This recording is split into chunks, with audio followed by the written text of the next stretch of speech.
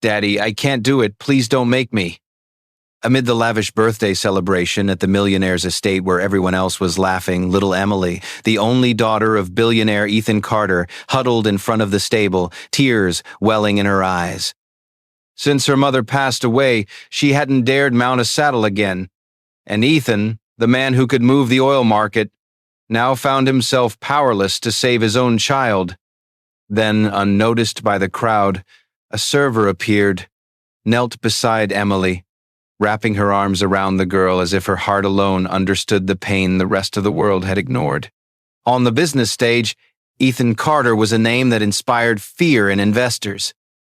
He once turned around an entire oil deal in the dead of night with a single, icy phone call and closed 3 rival firms in 1 quarter. His fortune could buy nearly everything: equity, land, reputation, except the smile that had vanished from his daughter's face. After Rebecca's death, his wife, who had been the family's heart, Ethan was no longer himself. But it was Emily, their 12-year-old daughter, who bore the brunt of that absence. She had once been the radiant sunshine of their sprawling estate, running barefoot across the ranch, giggling as she braided Luna's mane, painting naive pictures of her mother and her beloved horse. Yet since Rebecca's passing, something in Emily seemed to have stopped breathing. No one ever saw her cry, but no one ever heard her laugh either. Ethan tried everything, hiring child psychologists, sending her on a retreat in Aspen, even rebuilding the stables exactly as they had been before.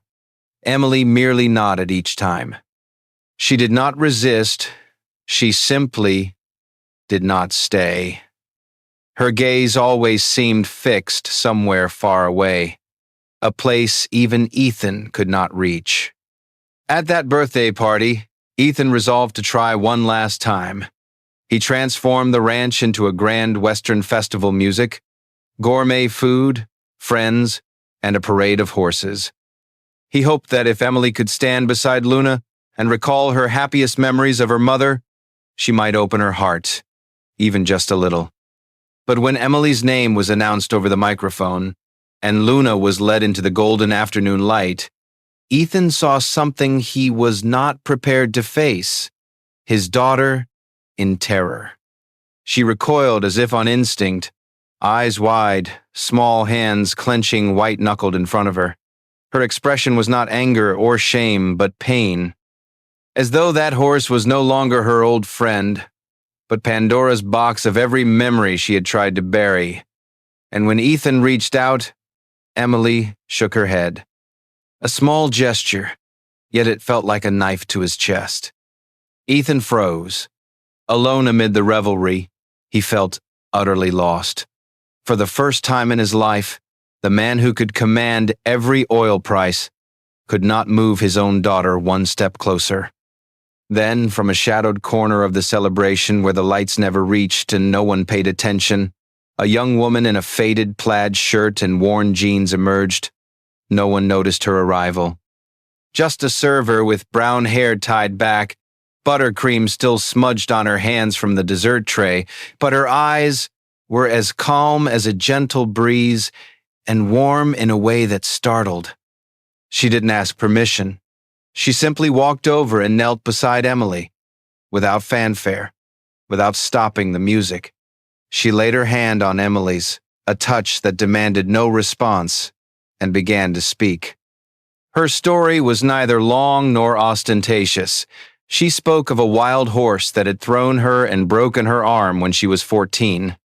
Of the summer she had returned each day with no saddle, no expectations, just to sit nearby, until that horse finally accepted a carrot from her hand. Emily said nothing, but her eyes softened. She looked at this stranger as though seeing herself reflected a small, trembling soul that, for once, someone chose not to fix, but simply to stay. Then, for reasons no one could fully explain, Emily turned toward Luna. Her hand still trembled, but she no longer stepped back. She reached out and touched the horse's mane for the first time in 2 years. Ethan clenched his fist to keep back his tears.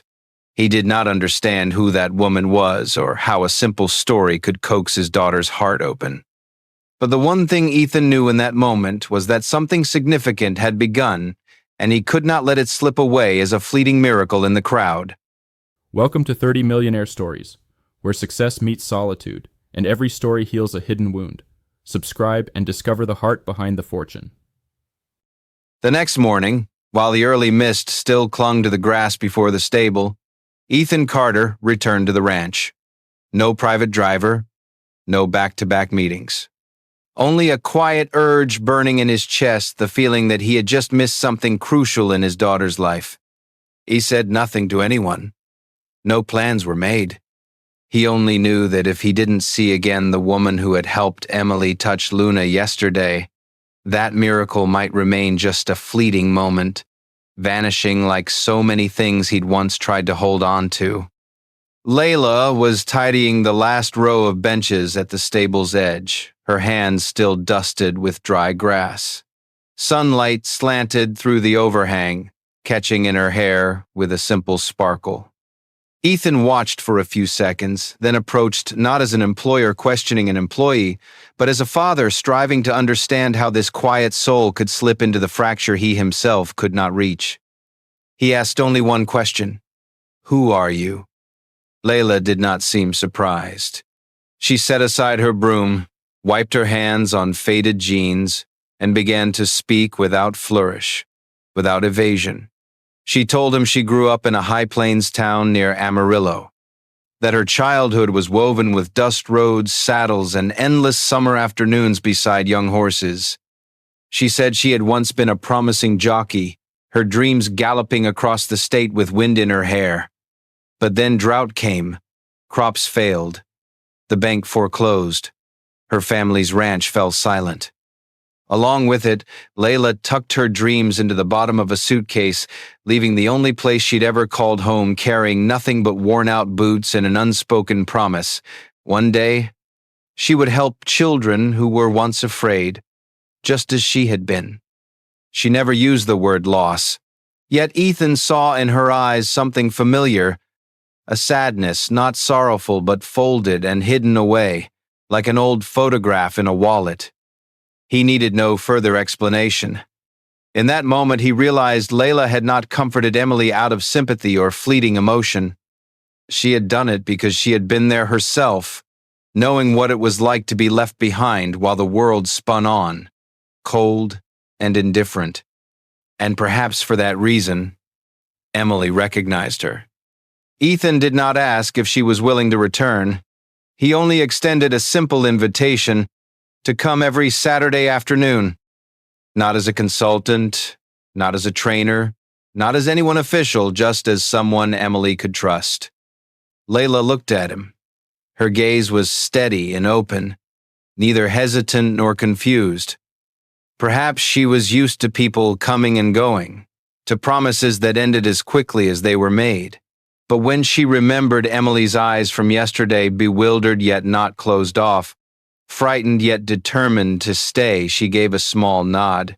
Not for Ethan, not for any amount of money, but because in those eyes, she saw a little girl who had once lived inside herself, a tiny seed, buried under dust, now waiting for someone patient enough to help it grow again. Ethan turned away, his heart lighter. For the first time in months, he did not feel as though he needed to fix his daughter like a business problem, but rather to rediscover her, bit by bit, through the presence of a woman who carried no promises, only herself. But could someone whose wounds ran so deep be strong enough to stay in another person's life? Wait, one small favor. Please like the video and subscribe to the channel if you enjoy inspirational stories. And don't forget to leave a comment telling me, where are you watching from, and what time is it where you live? I always love seeing the world come together to share a meaningful moment. There was no protocol, no assignment board or psychological intervention plan plastered on the wall as Ethan had been used to. Every Saturday afternoon, Layla arrived with only her worn canvas bag, containing a few carrots, a wooden grooming brush, and scattered stories about horses she once knew, some real, some nobody could quite confirm, not even her. Emily never asked questions. The girl simply appeared, her muddy boots trailing behind, arms hanging awkwardly at her sides as if unsure what to do with herself. But every time Layla opened her bag, reached out her hand, and began to share a story of a foal abandoned on a barren plain, or of another horse that closed its eyes whenever a strong wind blew, Emily would take a step forward, not toward Layla, but toward the fears living inside herself. Emily never said, "I want to learn." Yet those small hands grew familiar with Luna's thick mane, learning how to hold the brush without hurting her, learning when to step close and when to pause back. Layla never dictated each move. She simply stayed there alongside the girl, like two old wounds learning to breathe anew. Sometimes Layla said nothing at all. She would sit on a wooden stool, lean back with her hands clasped behind her head, gaze drifting across the paddock, letting Emily choose the distance. No urging. No rewards. Yet week by week, Emily drew nearer. First, a finger to the mane. Then, wiping Luna's eyes. After that, without prompting, she picked up the lead rope, checked the halter buckle, a movement that, only months before, would have terrified her. Everything unfolded slowly. So slowly that Ethan once thought nothing was happening, yet he returned every afternoon, standing behind the wooden fence, concealed in silence. He did not intervene. He did not intrude. He simply watched, like a father holding his breath as layers of ice melted across a frozen lake. Then, on an early spring afternoon when the sunlight slanted over the field like poured honey, a quiet miracle took place, without fanfare or warning. Emily was brushing Luna's back when the horse gave a soft sneeze, startled by the distant rumble of a motorcycle. The girl froze for a moment. Then, instead of stepping back, Emily gently placed her hand on Luna's neck, whispered something no one could catch, and resumed her work. Layla glanced at Ethan, but his eyes never left his daughter. His hand tightened on the fence rail, tears glistening in his eyes. Not from fear, but because, for the first time in years, he felt he was not bearing everything alone. For the first time, he saw hope not born of a fix, but of a steadfast, unconditional presence. Minutes later, Emily turned back, her mouth parting, lips curving into a smile. A small smile, but genuine, not forced, not meant to please anyone. Ethan felt time slow around him. All the sleepless nights, all the moments he had told himself his daughter just needed more time, converged in that single instant. Layla said nothing. She quietly placed her brush back in the bag as though she had known this day would come sooner or later. And Ethan understood. Some wounded horses will not run away, but only when someone is patient enough to stay. Yet he wondered, could such a tiny smile be the beginning of something far greater? The sky was clear, sunlight pouring like golden syrup over the weathered stable roof and whitewashed fence. That morning, the ranch air carried the scent of buttered pastries slightly singed at the edges, freshly cut hay, and dew-damp pine wood, a warm, earthy perfume that evoked peace, even for those who no longer dared believe in it. The pony parade was meant as a gentle finale to the weekend community gathering, where local families were invited to tour the ranch, pet the old horses, sip iced lemonade, and listen to country music drifting from the speakers. Ethan had expected nothing remarkable. To him, this event was simply a way to thank those who had helped rebuild the ranch after last year's storm. Crowds gathered along the white fence, children chattering over steaming apple pies. A small band strummed rustic guitars leading into the final act, a lap on horseback around the arena once Emily's mother's favorite meadow. Layla stepped forward, leading Luna, the most gentle horse of the herd, and right behind her, Emily appeared. Her two large cowboy boots slipping at the heels, hands gripping the reins, eyes fixed straight ahead. No one spoke. No one cheered. Silence stretched taut, like the calm before a storm. Then, to the slow drumbeat, Emily mounted Luna. Her movement was smooth and confident, nothing like the trembling girl who once feared a stable. She did not look for applause. She did not wait for encouragement. She simply bent forward, took the reins, and Luna began to trot around the arena. One circle, then a second. When Emily shifted her weight left to change direction, her dark hair caught the breeze. Sunlight streaming over her slender shoulders, the crowd seemed to awaken. Applause broke out tentatively at first, then in a roar. Some whispered to neighbors. Some raised their phones to record. But Ethan could do nothing but stand, gripping the fence rail as tears welled unbidden. Not from surprise, but because he realized he was witnessing something no one had planned, no amount of money could buy. He saw his daughter, not the motherless child cowering by the stable, but a young person stepping out of the shadow of her pain. Each steady trot of Luna's hooves in that golden light proclaimed that the past remained, yet no longer held Emily back. When Emily stopped before the fence, she did not bow her head.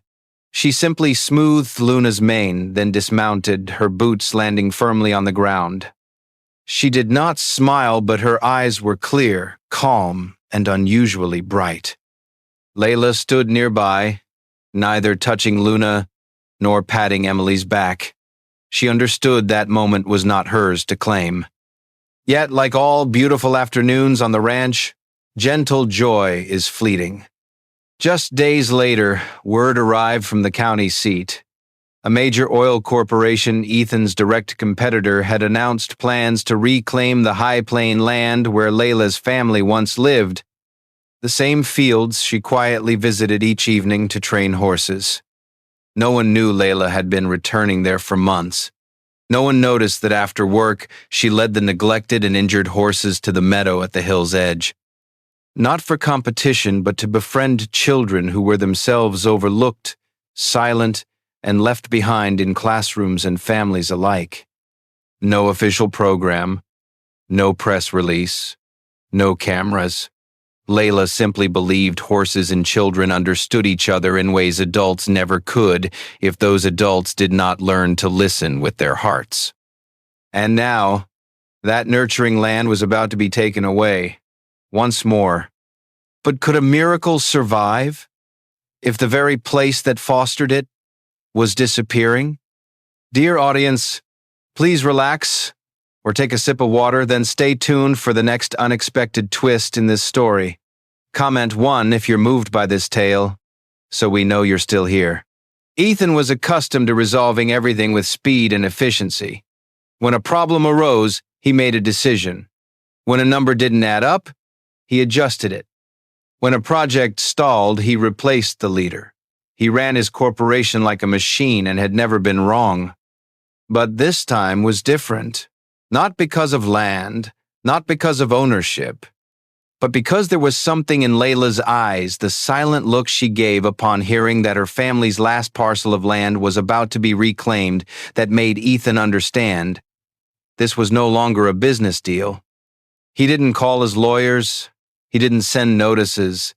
He simply drove out to the high plains where the grasses rolled in waves and the horses still stood waiting for care. Ethan stood watching the wind-flattened grass, the gray-silver wooden fence, the tin roof of the barn tinkling under the afternoon sun. The scene was ordinary, nothing special except for the feeling that this place had held the shards of someone's dream for all those years. He did the only thing he knew. He bought the entire property outright. No brokers, no expectation of profit. And when he held the deed in his hand, he gave it to Layla with no stipulations, no strings attached, only a brief note. Don't turn this place into a project. Make it a home for children who need a place to touch their first horse without fear. Layla accepted it without a word, but her hand trembled softly, as if the strength she had clung to all those years finally had somewhere safe to rest. The next month, Horses and Hope Center opened not with ribbon cutting, not with large plaques or news articles, yet the children came, one by one, in all shapes and sizes. One who had never laughed in class, one with communication disorders, one who would run whenever anyone approached. No one led them in. Emily emerged from behind the stables, a red scarf loosely tied around her neck, her old cowboy boots scuffed at the heels. She was no longer the one who needed protection. She had become part of something larger than herself. On soft sunlit afternoons, you could see Emily sitting beside a newcomer, the two silent by the horse named Clover. She didn't say, "Don't be afraid." She simply placed her hand on the horse's back and waited until the other child did the same. No pushing, no coaxing, just waiting. And then, like a small miracle, it happened. A trembling hand touched the warm coat. A furtive smile appeared on Ansa's shriveled face, and a new look no longer avoiding, but beginning to face forward. Emily didn't need many words. She had learned what Layla once taught her. Courage doesn't mean the absence of fear. Courage means moving forward, even when your legs tremble. And sometimes, all a child needs is someone standing beside them as they take that step. Layla watched from a distance. Children's laughter echoed across the grass. The scent of dry hay, the sweat of horses, the sunshine clinging to her sleeves, an aroma she thought had been lost forever, along with her youthful dreams. She knew she hadn't saved anyone. She'd only opened a door and let the children walk through it in their own way. Because sometimes, the kindest act isn't pulling someone out of the darkness, but sitting with them long enough for the light to find its way. Autumn arrived slowly, as if reluctant to shatter the gentle calm spreading across the ranch. Leaves began to shift color, not all at once, but one by one like sighs released after a long year of struggle. The first seasonal breeze carried the scent of scorched grass, ripe apples, and firewood smoke drifting from the kitchen behind the main house. The ranch no longer resembled the retreat Ethan had once envisioned. There were no VIP welcome signs, no polished lawns for the elite. Everything felt a bit more chaotic, a bit more worn, but there was warmth seeping into every brick, every scratch on the wooden floor, every soft hoofbeat echoing beneath the porch. Layla noticed the first change in the children's silence. Previously, they had arrived with downcast eyes and timid steps. Now, laughter wove through their breaks. A little girl could brush a horse's mane without instruction. A boy began naming each horse. And Emily, the same girl who once stepped back under Luna's gaze, now walked confidently through the stall, leading a younger boy by the hand, pointing to Clover's ears and whispering something. Layla stayed back, never intruding. She understood that adults need not always appear in the frame of beautiful moments. Sometimes, presence alone is enough. That boy, Thomas, had been diagnosed with autism at age 3. His mother's file noted he hated being touched, dreaded sudden noises, and panicked when routines changed. Yet today, he stood beside Emily, his small hand resting gently on the horse's neck. And for a fleeting moment, the boy smiled. Not broadly, but unmistakably. Ethan saw it from the kitchen window, his hands dusted with flour, his earth-toned sweater speckled with pastry crumbs, yet he paid no mind to the mess. His laptop lay closed on the table. His phone was silenced. His tie no longer hung on the wooden rack by the door, replaced instead by the scarf Emily had tied around his neck during last weekend's cooking lesson. He was no longer running a business. He was living. Layla entered as the afternoon light waned.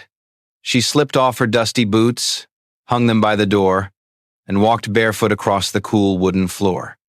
Emily sat at the dining table, a stack of colored paper and crayons scattered before her. She was deep in drawing unself-consciously, with abandon. After a while, Emily set her picture on the table. No one spoke, but everyone paused. The drawing was simple. 3 figures, a man, a woman, and a little girl standing under a wooden porch, horses grazing behind them. The sky was tinted pale blue, but in the top left corner blazed a streak of yellow like a sunset soon to dip below the horizon, or perhaps a sunrise just begun. Beneath it, in Emily's unsteady yet clear scrawl, read, "Family is where someone chooses not to leave, even when they could." Layla found herself speechless. She looked at Ethan, her eyes suddenly stinging. He said nothing, either, only reached out, took her hand. In that moment, no words were needed. They both understood some bonds are not born of blood, but nurtured by the choices to stay when leaving would have been easier. Outside, the wind fluttered the sheer curtains. A horse whinnied softly in the late light, as if calling someone onto the porch. Emily smiled, took Layla's hand, and ran into the dusk. And wherever people dare to stay for one another there, however imperfect, a home exists. Perhaps, sometimes we don't need a grand miracle, just someone patient enough to stay when we are at our weakest. The story of Emily, Ethan, and Layla reminds us, family is not always where we are born, but where someone dares to hold our hand when everything else turns away. There are wounds no advice or money can heal, but they can soften through presence, an unjudging glance, a hand that does not let go, a home, however simple, warm enough to plant seeds of hope anew. If this story touched you even in a small moment, please leave a comment below. Share with us. Have you ever met a Layla in your life? Or been the one who stayed for someone else? Don't forget to like, subscribe, and share this video if you believe in the power of compassion. Because wherever love remains, there is always a way home.